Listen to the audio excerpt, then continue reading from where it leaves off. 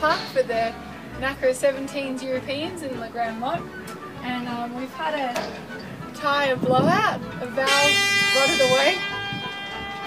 Might be going racing too, but more importantly we've got to replace this here tyre, and I've got my trusty hydraulic jack and I'm just going to prop up the trailer just using this here jack.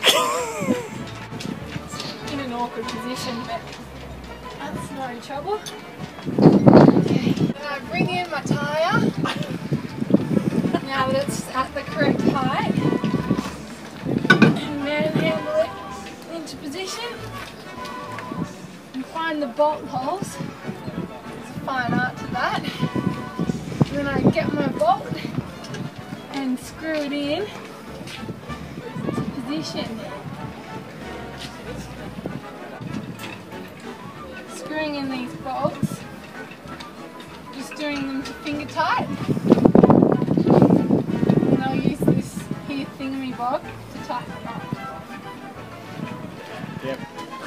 So then I get my trusty thingamabob that I've had in the back of my car to tighten them up.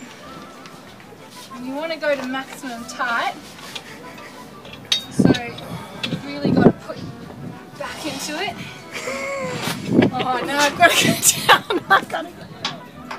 Watch your fingers. Yes, boss. Bolts in, semi-tight. It's time to let down the trailer into position. It's with the thingamabobby. We've got to remember to use alternate bolts so you can get even pressure on the tyre. That's right. Oh, don't do it like that, no. Just remember, some adult supervision and tightening up your bolts.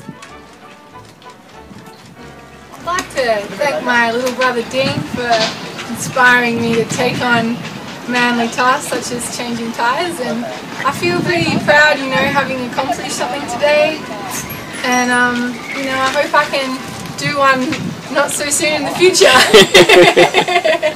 You're such a big man. Is that good enough?